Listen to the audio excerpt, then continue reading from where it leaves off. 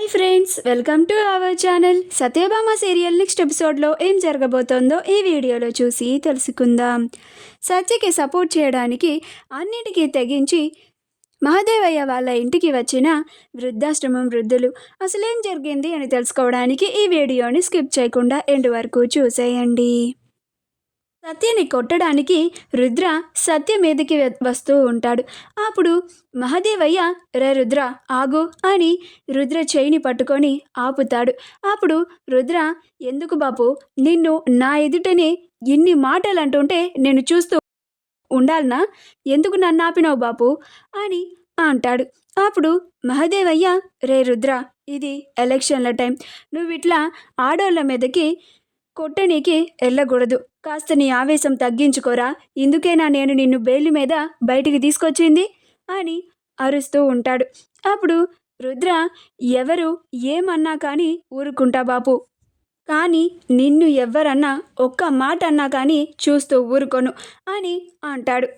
అప్పుడు మహాదేవయ్య, చూస్తూ ఊరుకోవాలరా రుద్ర, వాళ్ళందరి మాటలకి మన గెలిపే సమాధానం చెప్తుంది.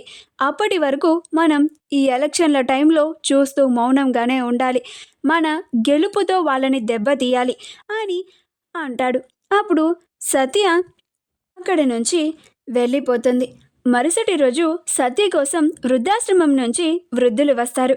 అప్పుడు అందరూ సత్యమ్మ సత్యమ్మ అని పిలుస్తూ ఉంటారు. అప్పుడు సత్య లోపల నుంచి బయటికి వస్తుంది.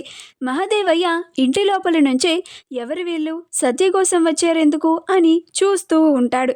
అప్పుడు వాళ్ళందరూ, సత్యమ్మ, మీరు ఎలక్షన్లలో పోటీ చేస్తున్నారు అని మాకు తెలిసింది, కానీ మీకు సపోర్టుగా ఉండడానికి ఎవరూ లేరు అని, వాళ్ళ కోసం మీరు వెతుకుతున్నారు అని మాకు తెలిసింది. అందుకని మేము మీ మావయ్య గారిని కూడా ఎదురించి ఆయన మమ్మల్ని ఎన్ని కష్టాలు పెట్టినా కానీ పర్వాలేదమ్మా, మేము అన్నిటికీ తెగించే ఒక ఆరుగురం నీకు సపోర్ట్ చేయడానికి వచ్చామమ్మా సత్య అని అంటారు.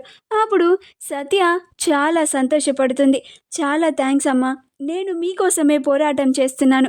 మీరు ఇలా నా కోసం సపోర్టుగా ఉండడానికి ఆ మహాదేవయ్య గారికి కూడా భయపడకుండా నా కోసం నిలబడుతున్నారు.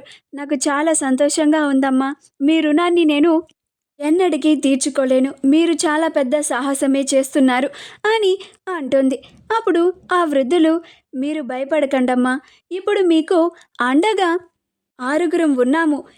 మీరు ఇంకా తక్కువ మందిని చూసుకోవాలి. మీరు ఆ పనిలో ఉండండమ్మా, మా గురించి ఆలోచించకండి అని అక్కడి నుంచి వెళ్ళిపోతారు. ఇది చూసి క్రిష్, సత్య చాలా బాగా నెమ్మదిగా జనాల్లో మెప్పుని పొందుతుంది అని సంతోషపడతాడు. అప్పుడు మహాదేవయ్యకి చాలా కోపం వస్తూ ఉంటుంది. ఈ వృద్ధులకి ఇంత ధైర్యం ఎక్కడి నుంచి వచ్చింది? నన్నే ఎదిరించి నా చిన్న కోడలికి సపోర్ట్ చేస్తారా?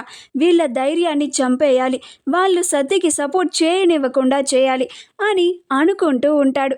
అలా మహాదేవయ్య, రుద్ర ఇద్దరూ కలిసి ఆ ఓల్డేజ్ హోమ్ దగ్గరికి వెళ్తారు. అప్పుడు మహాదేవయ్య రుద్రతో అంటూ ఉంటాడు, రే రుద్ర, నువ్వేం చేస్తావో నాకు తెలియదు. ఆ వృద్ధులు ఆ సత్యకి సపోర్ట్ చేయకూడదు అని అంటాడు. అప్పుడు రుద్ర, నాకు అప్పచెప్పినావు కదా బాపు, ఇక మొత్తం నేను చూసుకుంటా.